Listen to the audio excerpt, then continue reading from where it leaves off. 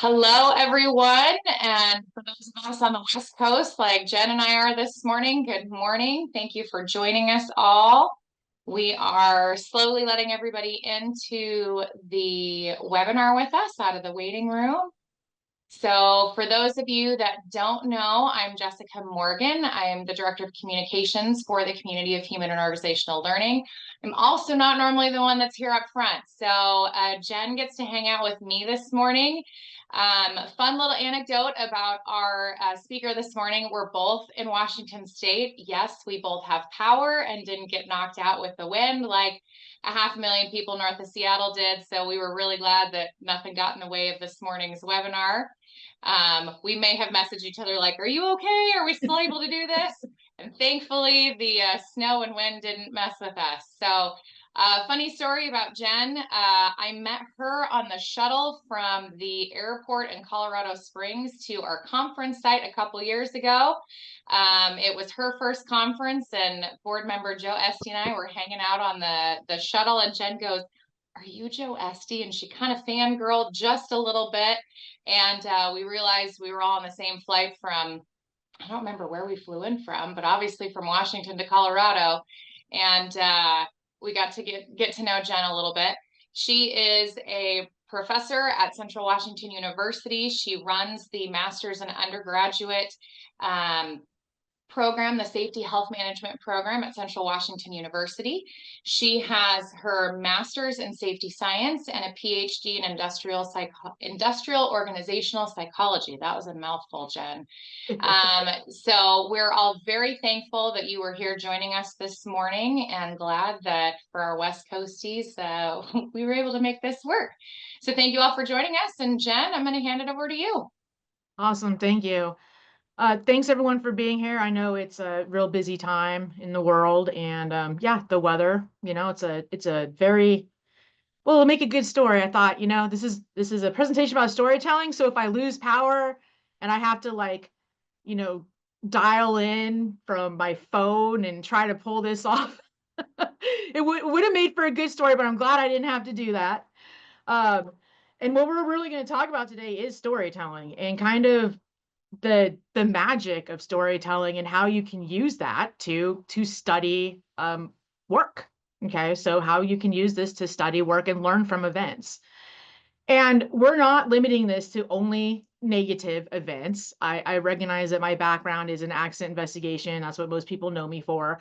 But we do need to study normal work as well. We need to learn from everyday work and everyday successes. But all events, really, everything that happens anywhere, at home, at workplace, they are a story. Every single thing that we really experience in our lives is a story.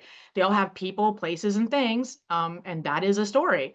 So it doesn't matter what it is that you're looking at or trying to learn from. This concept and these tools are applicable. You can use them to learn from just about anything.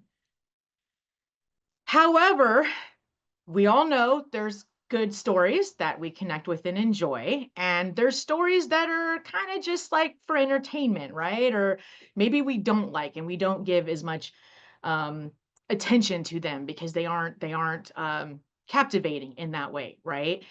And so we aren't always great at telling stories. We're very used to in society the concept of story. Most of our entertainment is related to stories, but not all of them are great. And I'm not being like a taste maker here, and I'm not trying to put anyone down. If you do really like action movies and you like, Michael Bay, and he's your favorite director, hey, no personal offense. I wanted to be a filmmaker, and that was my original idea of my life, right? That was the original timeline that I thought I was on, and somehow I'm doing this, and I still, it's a long story. Okay? I don't really know how it happened, but somehow I'm doing this. And when I was studying making films in film school, and I'm a film school dropout, um, we were always told that there's a way to do this, and that you want emotion, you want impact, you want to make a beautiful story. And those are the kind of stories that I wanted to tell through my films. So I wasn't going to end up like Michael Bay or, a wealthy filmmaker. I gotta admit, he is successful. Okay. And so the joke, if you aren't familiar with Michael Bay, is he made like the Transformers movies. He also tried to get into dramatic film a little bit and made Pearl Harbor, which is universally known as one of the worst films ever made. So not his area of expertise, right? But I mean, hey, I like mindless entertainment sometimes too, and he's great at that. But when we use these tools to learn, we don't want to be Michael Bay, okay? We want to make a dramatic and a beautiful story.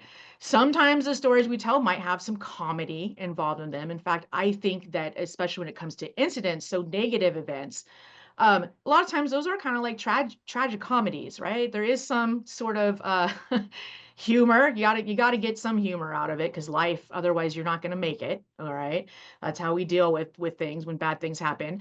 But there is a lot of drama and there is a lot of very rich characters in a rich setting, and that's what we're going for, which Michael Bay is not known for. Okay, so that's why I pick on him. This is what the storyline of an event should look like, right? This is the event where someone got injured, right? So they woke up, they went to work, all of this stuff is happening in the background. We all have this context. Regular work, work that we judge to have not gone well after something happens, work that we have judged to be a success, everyday work where it's not even on our map because it doesn't catch our attention because it's just everyday work, has all of this context all the time happening in the background. Um, who you're interacting with, if you have power or not to do your presentation, how, if you had to take longer to drop your kids off at school, I mean, all of those things are always happening, right? And this is really what it should look like. But unfortunately, this is what I see as someone who does reinvestigations and someone who is an expert on incident analysis, is that we often just have this very linear timeline of a worker got up, they brushed their teeth, they packed their lunch. On the way to work, they were just thinking about their job. Like, I'm going to get hurt. Today's a day. I've been waiting to do this. It's going to happen. They have their lunch and then they get hurt. And that's it. No context, nothing. Okay. And then, sometimes people tell me, no, we took all these classes on incident analysis and everything. We learned you don't blame the worker, you don't blame the worker. So here we've improved. And here's our improved accident report. Okay. And it's like, no, this is basically the same thing, right? Except for now we're going to, blame management or the corporation or the leadership, set this employee up to fail. So we just kind of move the blame up the chain, right? So we want to do better than this. We want to tell better stories than this. So let's talk about why we do this first of all, because we gotta discuss the problem, okay? So why can we be like Michael Bay? What's going on there? And this is just a human thing, and we all do this. It's psychology.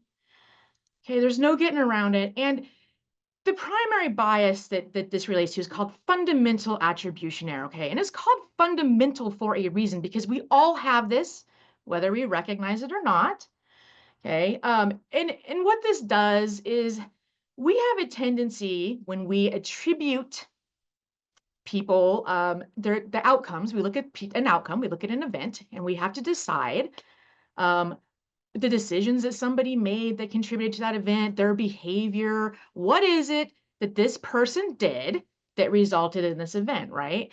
And when it's not us, we have a tendency to focus on their personality, their character, something about those other people.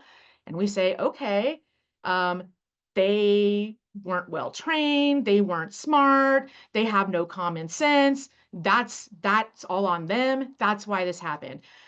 We have a tendency to do the opposite when we explain our own behavior. Okay. We say, hey, there's all these external influences that played into why I was late this morning. There was snow and there was traffic and all of this stuff was happening, and I spilled coffee in my lap and I was trying really hard. We know our own context. We don't know other people's context. So really, we have to do this to make sense of the world. We have to just make some judgments and some inferences about other people when we're determining what's going on. That's how our brains work. Okay, and this happens for success too. So we have a tendency to attribute success a lot of times to things we did, not necessarily always the people that were there for us, the component of luck. So it doesn't matter if it's an event that we judge to be good or bad, no matter what type of event we're learning from, the fundamental attribution error does play a role in the judgments we make when we try to learn from that. Okay, the other one obviously is hindsight bias, and there's no getting around this either. Okay, once something has happened, we are looking at it retrospectively. That's how time works. Time, as far as I know, is still a linear construct on this planet. I hope that there's multiple timelines, and yeah, time is a flat circle and all that, but we judge time linearly here. I would like to get off this timeline, quite frankly, but I haven't quite figured out how to do that yet. Okay, but this is how we look at the world, right? Something happened. We are looking at it retrospectively, going backwards to say, what were the components that led up to this event, right? We can miss a lot of that context when we do that because we're really just looking from the consequence on. And storytelling can help with this bias as well. All right, so both of these biases always play a role whenever we are trying to learn from something. Luckily, though, we don't have to be Michael Bay. If we tell stories that are not his stories, we can actually help reduce both of these biases. Okay, but we need to have stories that do two things to do this. This is what the research shows. So we have to have perspective taking, which is where we allow the audience to take on the perspective and identify with the characters, right? Have that connection. That builds empathy. And we have to have what's known as transportation or narrative transportation, where the story needs to be strong enough that allows our audience to kind of lose themselves temporarily in that story world, to transport themselves into that world, right?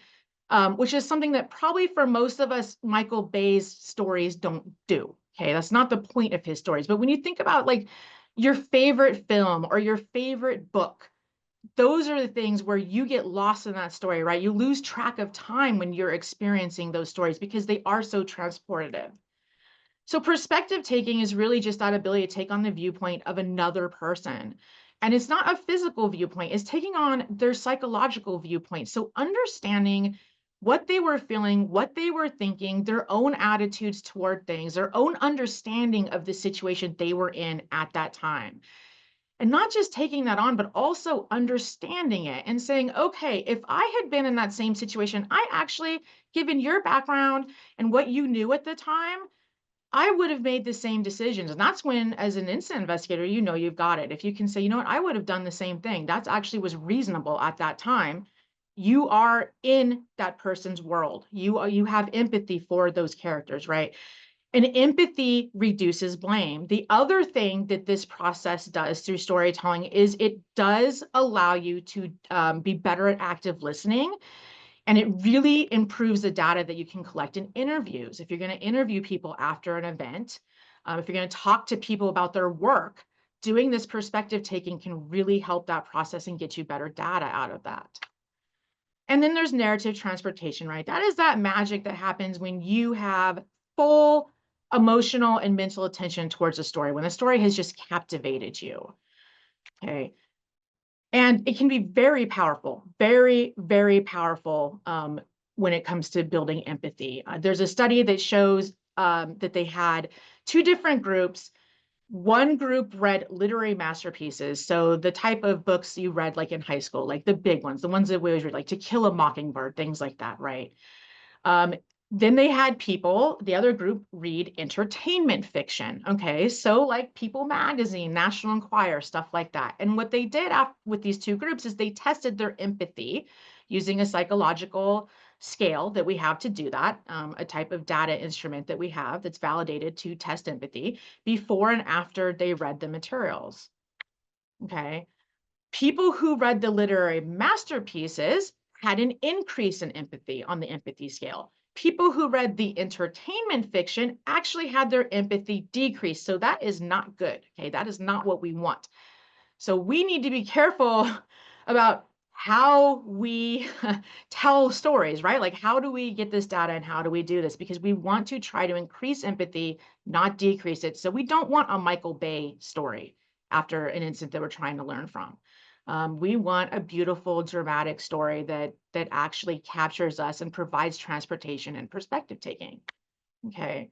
Oh, this is from that study. So this is what they said. When readers were presented with the story, yet failed to enter the world it creates, they did not respond empathetically because they never engaged with its characters, right?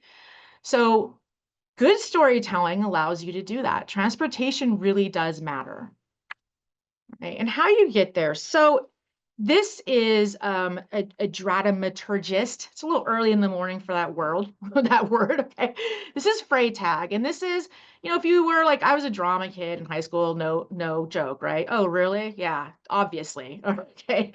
If you were Hey, I was into, too, Jen. It's right, okay. as a theater I was kid, I too. just admit it now. All right. Yeah.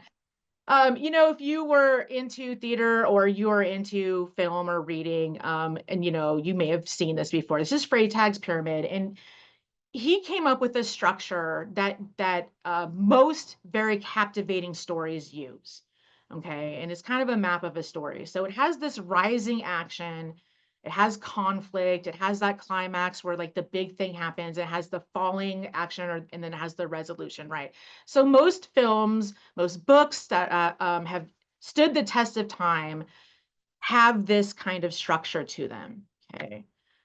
There's a woman, this is not my work, this is Christina Watke, who has a really cool website called The Shape of Story. And what she's done is she's taken some of these different types of stories, like the hero's journey, a romance, and she's put them kind of on Freytag's pyramid and kind of made a structure to it. And so each one's a little bit different. This is the typical story that has a character, a setting, it has that inciting incident. And those characters have goals and motivations because the audience connects with that, recognizes that, because we all have goals and motivation, right? And then there's struggles, there's all these conflicts, all these problems, all that stuff. And then there's that black moment, that dark moment, that crisis where you're like, oh my gosh, is this character going to make it through this or not? I don't know. And then usually like on a TV series, that's when they like cut and then you have to wait a week, or if it's the season end, you have to wait until a new season happens and you're like, oh man, we were almost there, right?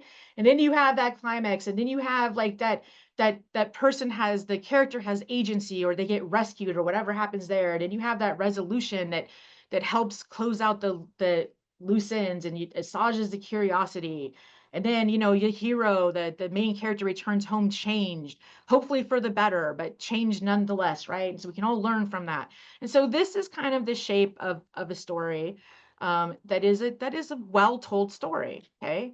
And when I saw this website, this is what it kind of reminded me of, which is that work is planned versus work and practice. Okay, because it's like, all right, yeah, we've got the structure, and then we have reality of what actually happens. Okay, and so when I look at this, I think, wow, this kind of fits because we have the characters in our story of work. We have this setting, where does the work take place?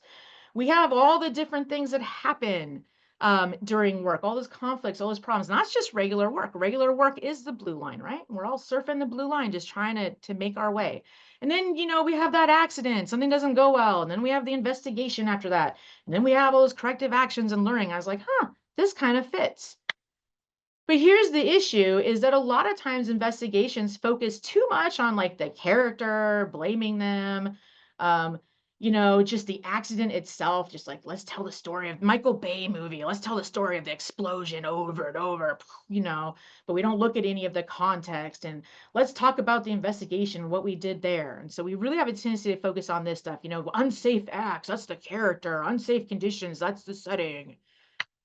And we don't focus enough on all these things that are context, right? That those characters in that incident story's goals and their motivations and what was going on throughout everyday work.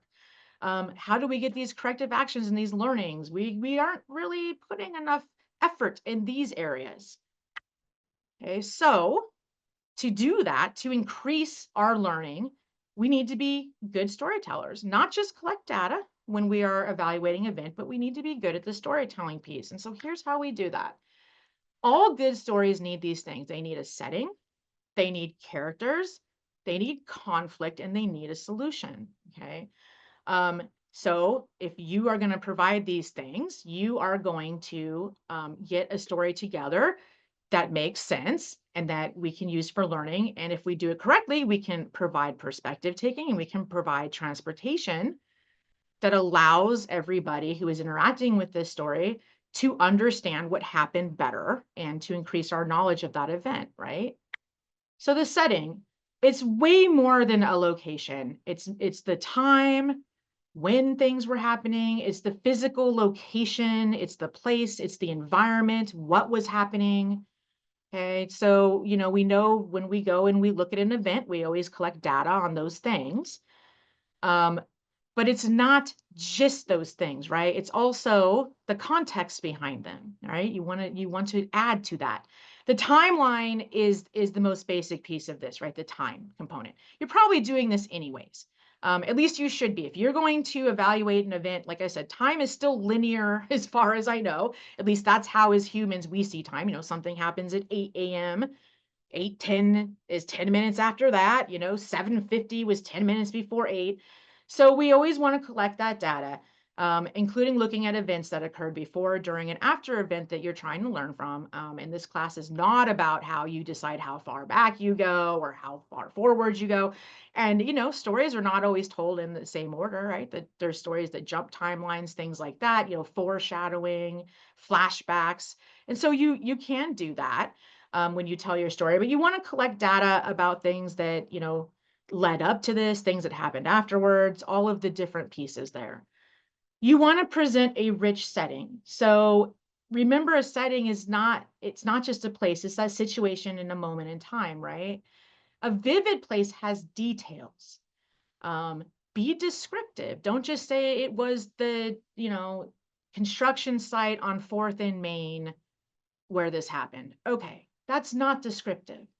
Show, don't tell. And to do that, use all the senses. Okay, so consider what were people that were experiencing this event at this setting? What were they seeing? What were they hearing? What were they smelling? All of those different senses, right? Depending on the instant, there could even be like taste, or physical sensations there. And one thing that I have my students do in my storytelling classes is I have them describe a lemon to someone that has never seen a lemon before. How would you do that?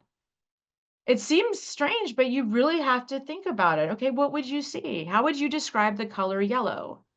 What is the sound when you cut into a lemon and squeeze it? What does it sound like when you rub your hand on the outside? What does it feel like when you touch a lemon, right? It's got kind of a bumpy skin. The inside has that white part. It's segmented into different pieces. What does a lemon smell like? Well, it smells like lemon. Okay.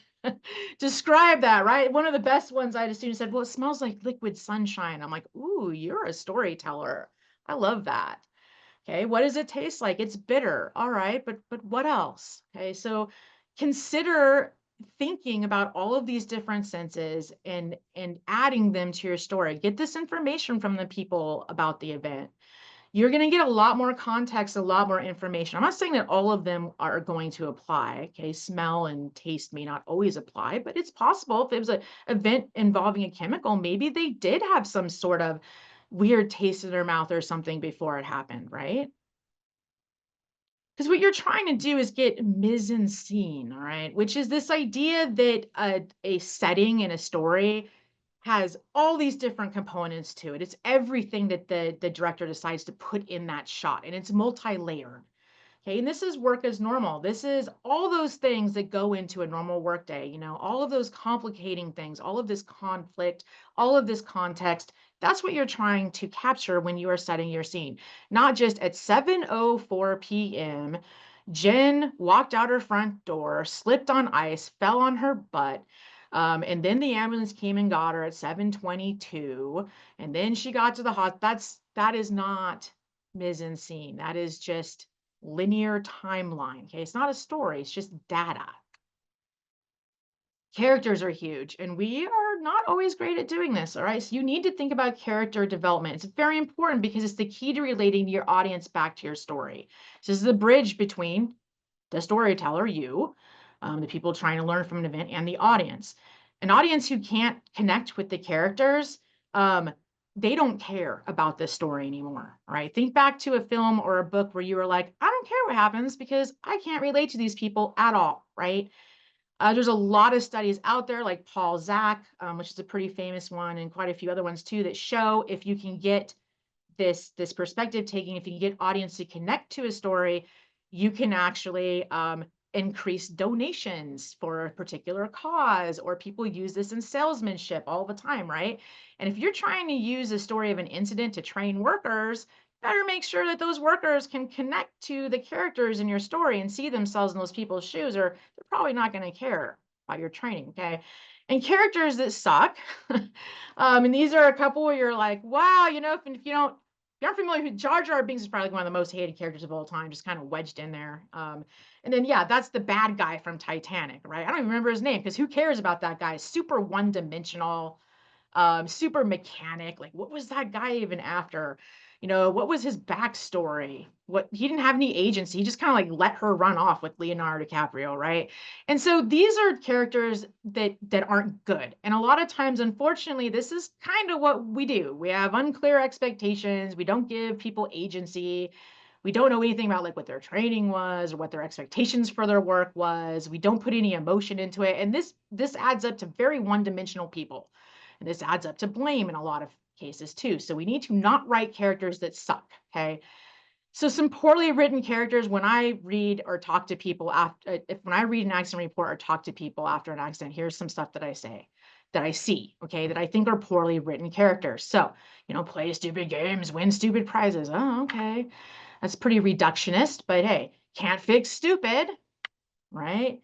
That person had no common sense. All right. Well, if you're saying these things when you're telling your story, your characters probably suck. Okay. They're Jar Jar Binks. Let's not do that. Because characters and humans in reality, right? They always have performance influencing factors. There's always stuff that is impacting the work that we do in our lives that we don't have control over. It's super dynamic, like the snow. I did not make the snow, right? Leaders are workers too, so let's not just move blame up the chain, okay?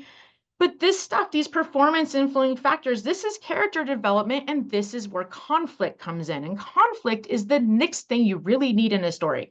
If you don't have conflict, it's probably actually not a story. Okay, that's boring. Conflict is what elicits emotions. This allows the audience to connect through relatable experience because we have all felt conflict in our lives. We have conflict every single day. This is the lesson of how a character overcomes a challenge. It's that conflict they were facing, right? So we need to make sure that we are talking to our characters about what conflicts they were experiencing in their story during an event. And there's usually more than one type of conflict. These are the most common ones used in storytelling. So there's like character versus character. So two characters that are warring, right? Character versus their environment. That's an everyday struggle, especially now in the winter here in the Northwest. Character versus society. And there's also character versus self, which is huge. We are often our own worst enemies, right? So there's a lot of pieces here to conflict. You want to tease out all of these categories to tell a good story. And then you got to have a solution, or sometimes this is called a resolution, right? And so this is that ending. This provides context around the characters. This shows how the problem or the conflicts was solved. This is the learning. Okay, this ties up all those loose ends. It leaves your audience hopefully with a call to action, and it leaves them changed. And hopefully, if you've told a good story, it leaves them satisfied. All right, they learn something from it. You learn something from it. So let's craft a story. Okay, we got some time left. So let's just take a minute here to look at this picture. This is staged. I want to say that up front. This is not an incident that I actually investigated. I found this picture online and I wrote a story about it that I use in a lot of my trainings and that I use with my students. And I think it's an interesting one. Okay, so you might be looking at this, and if you're not a safety professional, if you're not sure, this is not proper ladder usage. Okay, some of you might be shaking your head, obviously, or duh.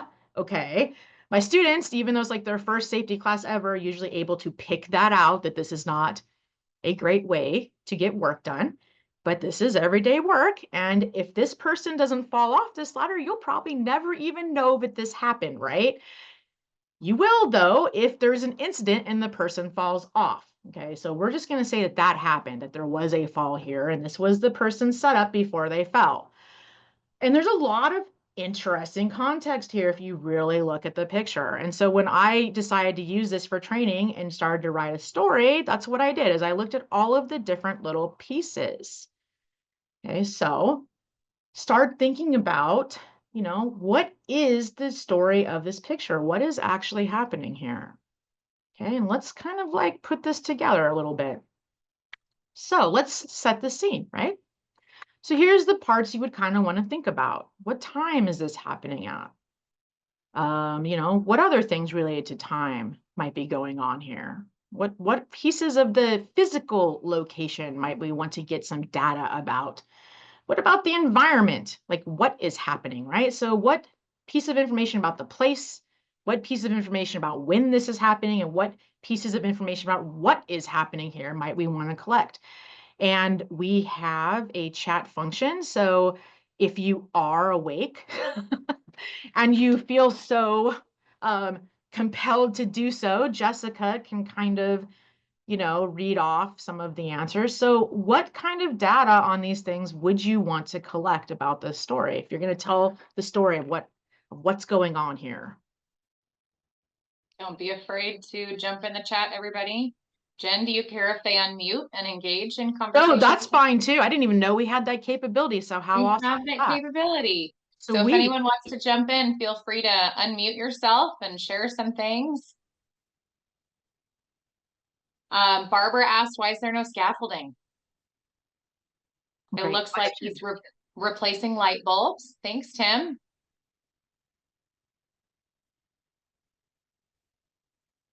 Where did the 4 identical empty buckets come from? Great question, Bill. That is Home Depot is the answer to that Yep, question. yep. Time and resource pressures. So many things could lead to the end, could be the end of the workday, end of the week. Why the lime green sweater I love. That's actually my favorite color. So excellent. Because it's got great fashion sense. That may have been one of my bridal colors. I'm just saying. Oh, I dig that color too.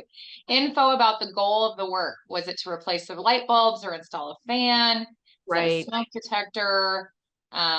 Is it going off because of a dead battery? That's a great, Tim, great question. He didn't expect the ceiling to be that high. right?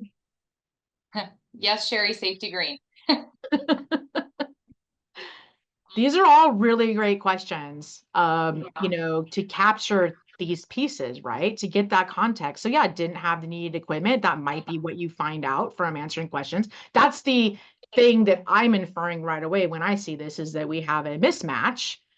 Um, he's done this before without issue. Absolutely. I mean, you see all the time because this is just normal work. This is just adapting to the situation that you have presented to you at the time to get your work done, right? And yeah, it probably hasn't messed up before. Okay. So otherwise he wouldn't do this, I'm guessing. If he'd fallen doing this before, he probably wouldn't do it. If you look at some of the context, you can see he's like put some leveling blocks under the buckets. It seems like he did take some precautions here. It's not like the most reckless thing I've ever seen. Okay. So the timeline, start thinking about some of these pieces, like what time did the worker start their shift? Um, did they have to drive to the site? What went on there? What time did they get to the site? How long was that period of time? Maybe what time like the supervisor arrived, if there was another person there or a supervisor. These are the things that I looked at in this event. Well, I made this event up, but when I was doing my investigation for the story I wrote, these were sort of the things that I looked at. um, you know, when did they do their pre-task hazard assessment? Because this company did have that process. They were pretty strict about it. And so they did have that. And when did that happen in relation to when the person started their shift and got there? When did they set that ladder up? When was the time of the fall? And when did the ambulance and everything get there? When did someone find that he had fallen? There could have been a delay there, right? So, oh yeah, was he told to do this or was it his own idea? That is another great question, right? That's like some character development there. All right. So here's some pieces of a timeline that you might want to work out to tell this story. Okay, so here's that scene. So you all had a lot of really great questions and a lot of great stuff to add. Here's some of the stuff obviously you would kind of want to think about, right? Like the physical environment. How tall are these ceilings? where is this project? What's the address? Where is this? Um, is that far away from maybe like where their main office is or where that person was traveling from to work that day? What's going on with this work equipment? Okay, that's part of the physical environment. What's the height of the ladder that they had? Did they have any other equipment or ladders on site? Did they have scaffolding on site? What's up with that? Did they have a lift? What did they have? Well, apparently they had 4 Home Depot buckets, some wood blocks, and this ladder. Okay, so you know, what's going on here? This is a residential construction project. Okay, this is not a commercial one. So that's part of the physical environment. Yeah, time of day. What was the project schedule? That's another piece of time, right? And where are they on the project schedule? Are they maybe running behind? Is there something going on there?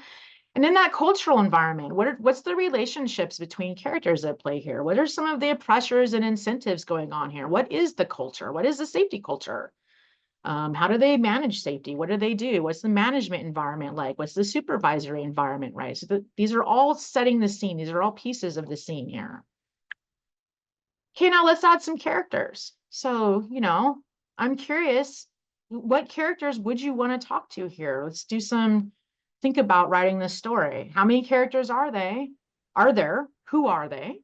All right. So, their positions, supervisor, company owner, whatever. And when I ask who are they, I always tell my students, no, I mean, who are they? Like in the metaphysical sense, not just there was a foreman and there was another worker there and there was the company owner, but who are these people? What's their context, right?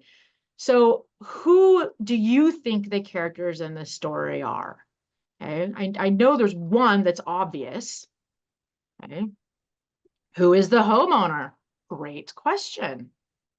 I Yeah, have too many young kids. I'm thinking who's taking this video and live streaming to TikTok at the moment to get right. someone took the picture. That's right. Someone took the picture. Who took the picture and why did they do that? It's a shame. Was it because they thought it was a great innovation? Was it to, bribe this person later on? I'm going to show our boss this if you don't, buy me a beer after work. I don't know. Crew comedian. Yeah, right. Walking by and being like, ha ha, gotcha. Okay, so there's a lot of different characters you could have here. And you want to have as many as you need. Sometimes we don't add enough characters to our stories. Okay, sometimes we cut it off way too soon where it's literally just the people who were there like that day of the event or like witnessed it, or we don't even capture all the witnesses or all the people involved. Sometimes when we study success or normal work, we only focus on the people who like were immediately involved with what, like, we had record profits this quarter. So awesome job, CEO, C-suite, awesome. Okay, but what about the workers, the line workers, the crafts and the trades who like made that record profit, possible? They're characters in this story too, really important characters, right? So you I want have to a make, question. I have yeah, a question about that. So if you're, how deep do you go in those characters when you're studying normal work? you should go as deep as the time allows you to, right? I mean, it'll depend on the character and how much involvement they had in the event. But obviously, if you're studying work, you need to talk to all the people that are in that work system and get their context. And you do want fully developed characters. Please don't make them Jar Jar Binks. Okay. Right, but Because, like the number of characters. oh, If you're learning from normal work, do you go as far as, hey, our IT department made sure that we had all of the stuff in working order, our internet didn't go down and they made sure. Do you go that big when you're studying normal work? I think you should, because those are people who have very large pieces of responsibility for normal work and for success. Like you said, they set people up to succeed. There's a lot of lessons there. How are they pulling that off? What is their organizational structure like? Do they have like amazing coordination on the team or something? Do they have an amazing, inspiring leader that we could all learn from? There are a lot of awesome lessons at that level that you want to go and try to get as many characters and develop as much as you can. I recognize that time is a thing, but think about that. Like who who had some influence over this work? If someone had influence over work, they are a character. Okay, even if they do seem like they're removed. So Mhm. consider as many characters as you can. Okay. So obviously there's character one, okay? Um, and yeah, I see a question that people furthest from the work event. I can't read the whole thing. Michelle looks like she had a really great question or comment.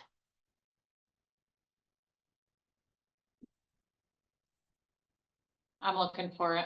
Is it from Michelle? Yeah, it might be hard. I Um, know. It's like, Similar question to Sherry. I found that people furthest from the work event, usually leadership, often senior leadership, oversimplify the work or event and therefore underestimate the time that would be required to learn.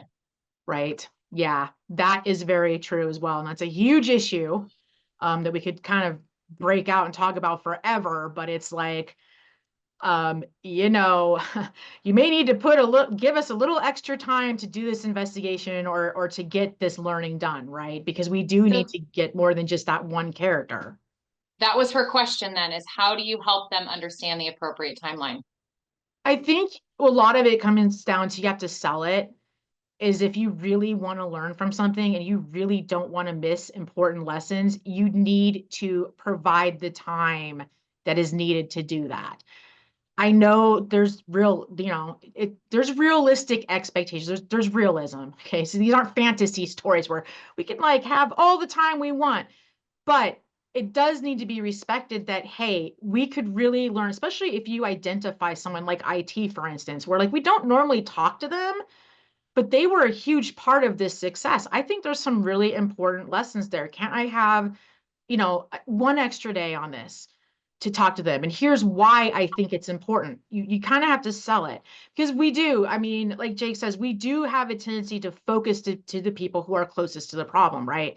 But keep in mind that those characters, their work is directed and shaped by the people that are above them, the other people that influence them. So you need to look for the characters that have that influence, right? You don't just stop at character one. Okay.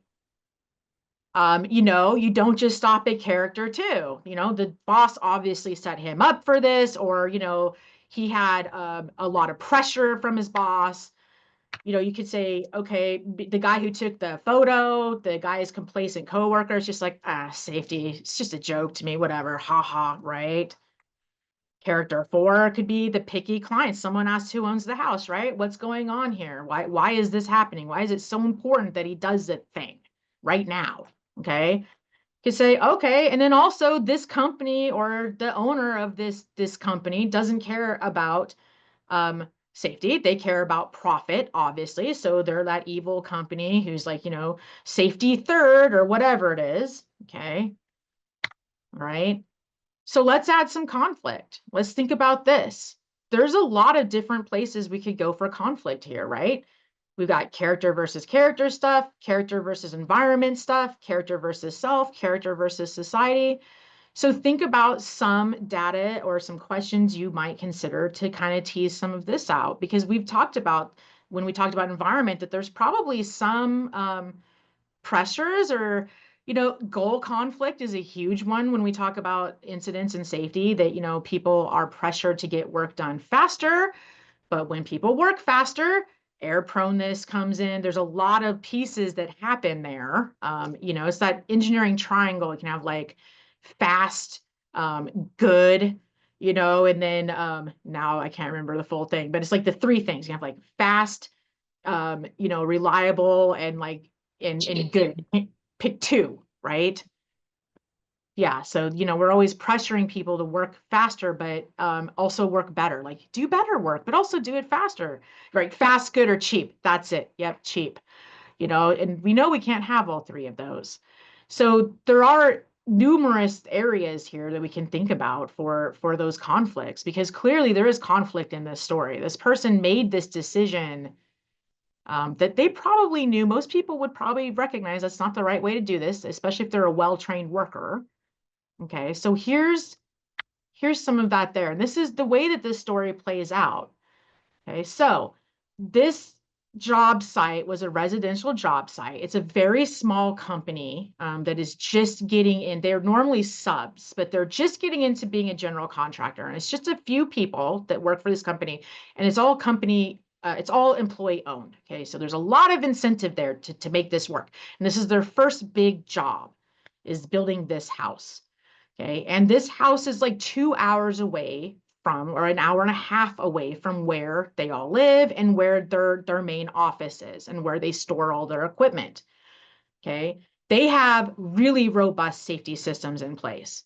They have a major rule about the buddy system. No one can ever work alone. You always have to have two people at least at every site when work is happening. Um, they had some subs on this job and they hired painters. They had really talked about it, whether they were going to self-perform on painting or not, but they determined it would be cheaper and they would be able to get the work done faster if they hired a painting company to do some of the painting. The client in this case was very picky and difficult to work for, and they, at the last minute, decided they wanted a different light fixture. They did not like the original light fixture that they had ordered when they decided to build this house. Okay, and then there's some character versus the environment stuff. So the only ladder that was present on site was one that was too short. Okay, but it wasn't way short. It just needed a boost. It needed some, just a little bit, right? And those buckets were perfect for that. This place, remember, is 1.5 hours away from their main office, okay, where their other ladders are. And this person didn't know, this is another character versus character thing, exactly what they were going to be doing that day at this house when they showed up. That light fixture just happened to show up this day, okay? And that light fixture, which was a last minute change, had been very delayed in getting shipped and getting out there. It's one of the last parts of this project that needs to get done, okay? Because of supply chain and everything, there's a real delay in getting that light fixture. And this person didn't know when they left.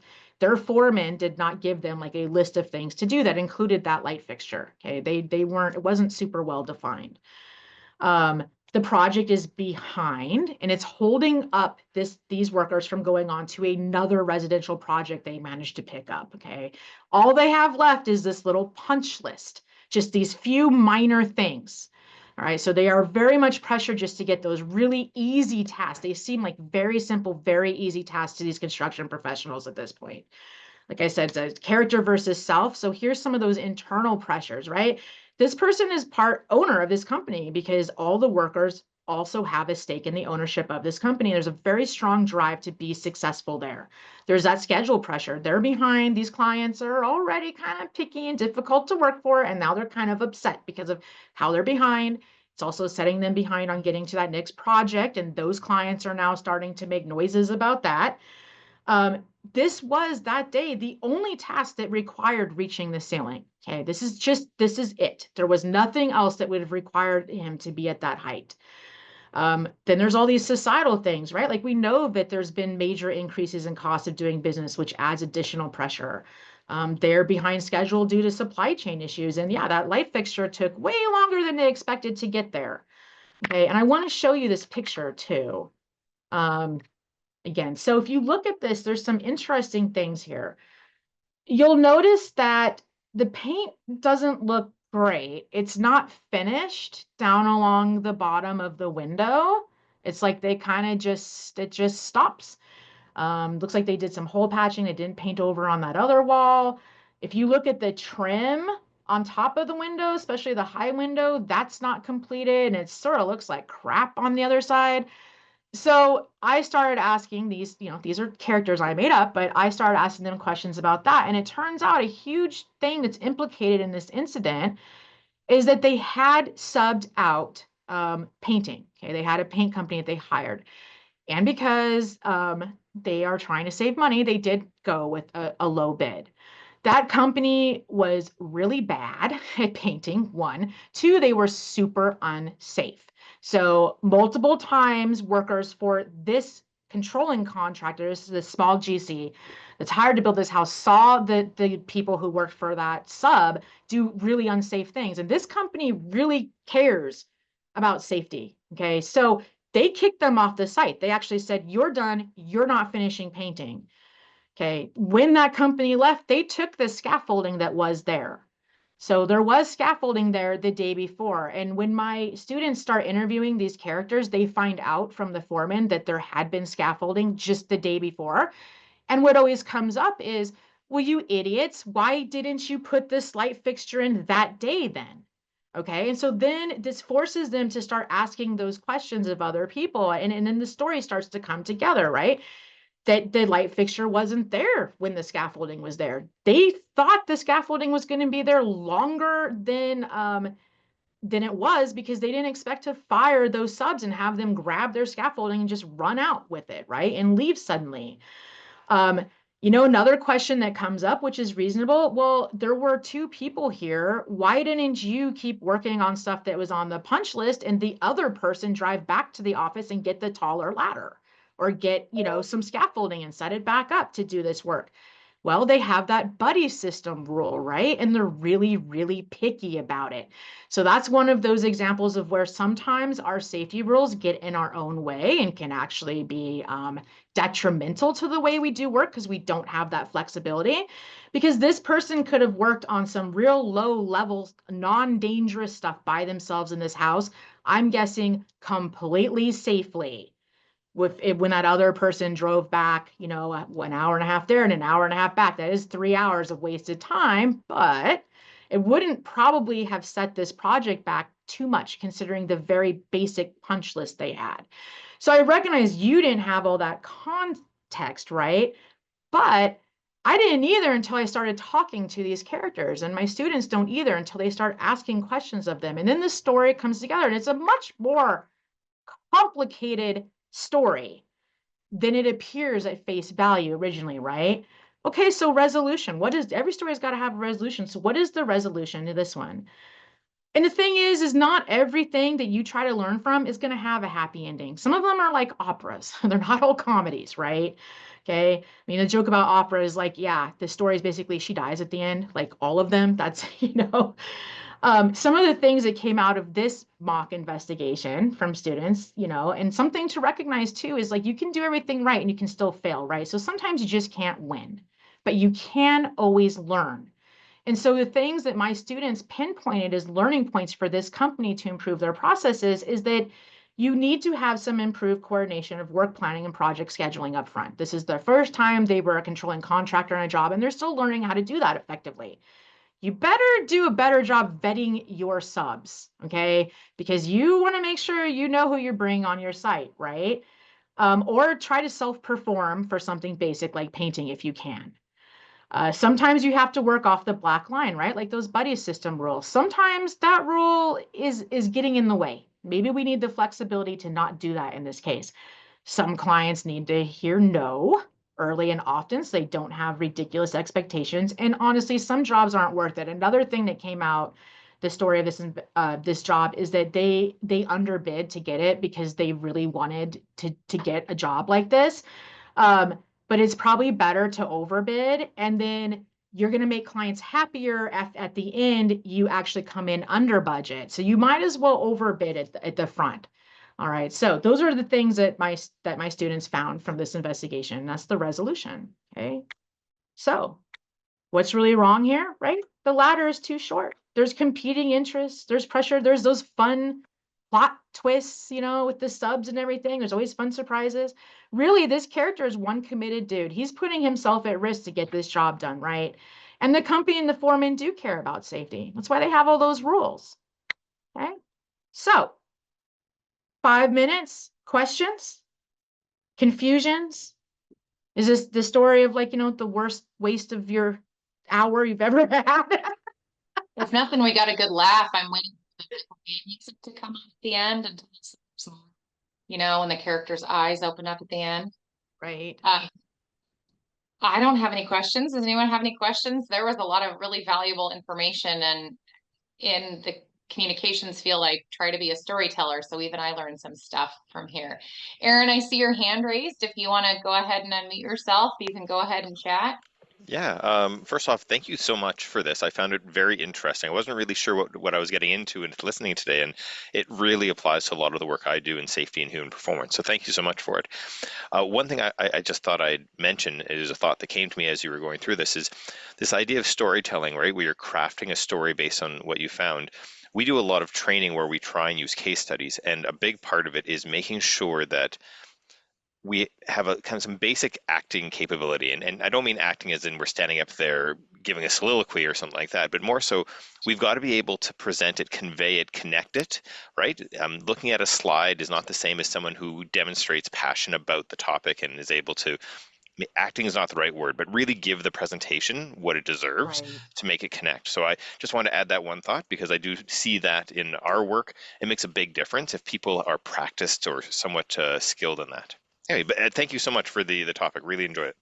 Yeah, absolutely. And Aaron, I completely agree with you. I actually have a separate talk and a separate training I do on the actual aspect of telling the story and telling compelling stories, even other stories that you didn't write, right? Like a case study, that is something else. Like, how do you convey that to workers where it's called connected storytelling, where they actually connect to it and care and pay attention to your presentation? And then how do you tell a story in a way that allows your audience to use it, right, later on if you're trying to teach a lesson? So absolutely, yeah, that's the other side of this for sure. So it's cautionary tales. In respect of time, I've got some people dropping off. I wanted to provide you guys some information first regarding next year's conference. We're not officially making the announcement until we get the hotel contract signed, but mark off June 16th through the 20th of next year. We're like 98% of the way there. We will be in Columbus, Ohio next year. So please go ahead and mark that off on your calendar. And our December webinar, due to the holidays, will be moved up to the 18th. So go ahead and move our normal time slot forward a week due to the holidays. Didn't mean to cut you off there, Jen, but I know I got No, people please. dropping off because of time frame. And I know we've been teasing the conference time and location, and we're almost there, but go ahead and block off June 16th through the 20th of next year. That's awesome. Yeah. That's great timing. I agree. As a West Coastie, all of our kids are still in school I until know, right? we miss the last week of school every year. So I'm Yep. excited for the week back. Did anyone have any more questions for us today? Doesn't look like it, Jen. Lots of praise, lots of, hey, great presentation. You made us all laugh. We now know how much you hate Michael Bay, and we're all going to go make fun of our significant others who are big Transformer fans. Watch So one of the Transformers movies tonight. There you go, right? wonderful. Well, I will give everybody back a couple of minutes of their day today. So thank you all for joining us, and we will see you next month. And hopefully we'll see all of you in June. Great. Bye, everybody. Thank you all. Bye.